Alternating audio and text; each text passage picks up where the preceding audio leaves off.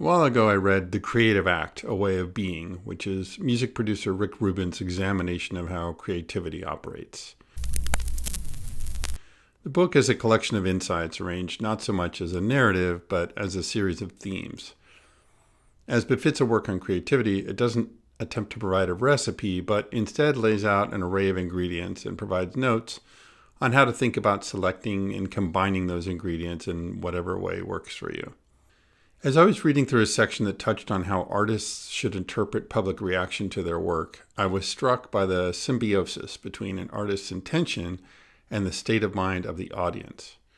Rubin asserts, popular success is a poor barometer of work and worth. He goes on to explain that the circumstances surrounding the arrival of any creative work matter as much or more than the intrinsic quality of the work. A creator puts something out there and its reception is not so much a matter of the quality of the work, but of the circumstances in which the work enters the world.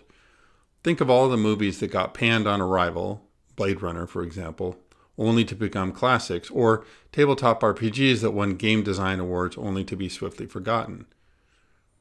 Later he notes, your trust in your instincts and excitement are what resonate with others.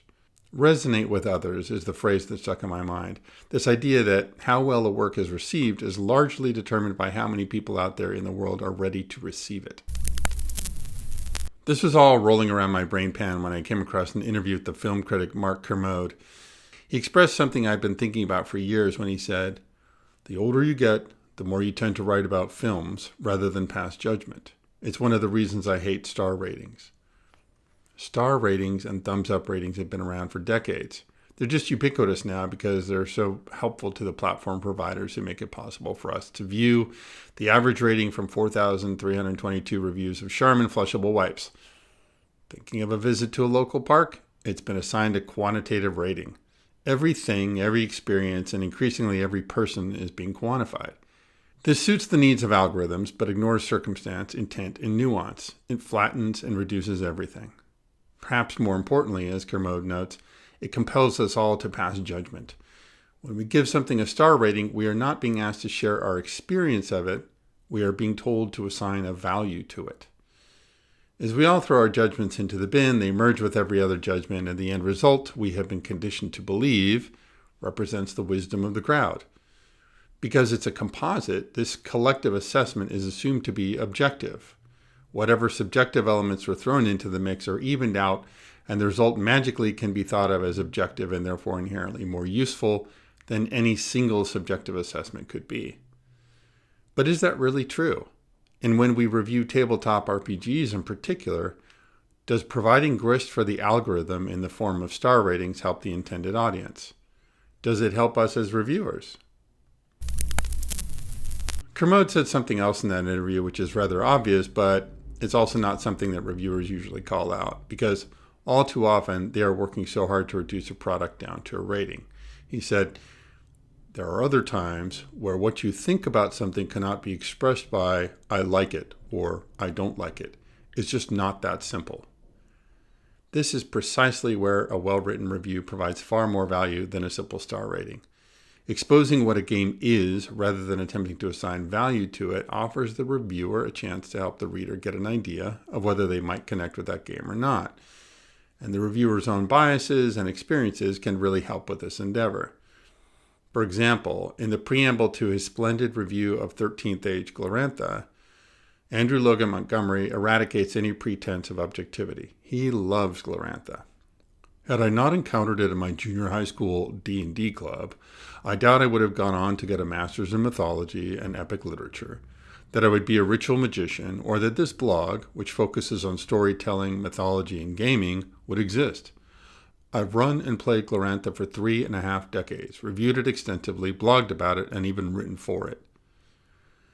Montgomery is telling us that not only does he know a great deal about the game world, he cares about it. This matters.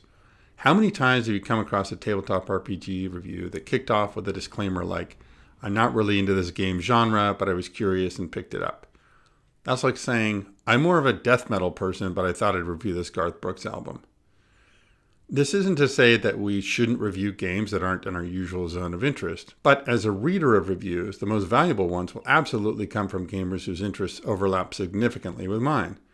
And a negative assessment from someone whose gaming interests don't align with mine is far less useful than a discursive review from someone whose interests are aligned with mine. Possibly the least useful reviews are those that purport to be objective. The critic Kermode puts it plainly. Objective film criticism is just nonsense. Film criticism is not objective. In the end, whether it worked for you or not is utterly subjective. He's referring to film, but it applies to tabletop RPGs as well. We can argue about whether RPGs are art, but although they are absolutely functional artifacts, they can't be judged with any degree of objectivity because even their functional aspects serve the needs of entertainment.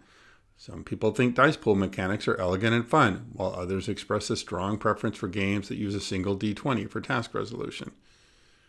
3/4 of the arguments in the tabletop RPG world could be avoided if people just agreed that we all can have different preferences. It's a universal thing, really, not just confined to role-playing games, but it's also surprisingly difficult for us humans to act on. I once encountered a review of a game I really enjoy. The review was a bit baffling to me at first because the things it faulted the game for were the things I cared about least. In this case, one of the aspects missing from the game was random tables, and one of the aspects that was too present in the game was relatively detailed character creation. It wasn't until I read a few more of this person's reviews that I realized they were approaching tabletop role-playing with an OSR sensibility. In that context, both of their disagreements with the game made sense. Beyond the context of where someone is coming from, the most helpful reviews are based on actually playing the game. First, when a group gets together to try a game, that means its premise resonated enough to convince a group of people to expend valuable time playing it. Second, actual play reviews provide insight into how the game works when the two components, game and players, come together.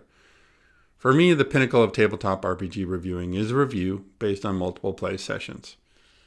Yes, I recognize that everyone is in a rush to get a review out the door while a product is hot. But in a world saturated by shallow first takes, or worse, hot takes, a thoughtful review based on repeated play is like manna from heaven. The more personalized the review, the more it tells me about you and your preferences, as well as about your experience with the game, the more valuable it is for me.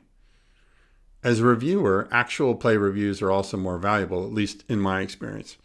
For example, I wrote an Edge of the Empire review, which, while not even close to an example of best in class, still gets a steady stream of views every month, more than 8 years after I published it. Ultimately, getting past ratings and into why we like what we like requires revealing more of ourselves and dispensing with the pretense that any of us are dispassionate arbiters of objective reality. This may be more uncomfortable, but in an age in which algorithms determine so much, it's also a small act of useful rebellion. Thank you for watching, and as always, I appreciate your comments.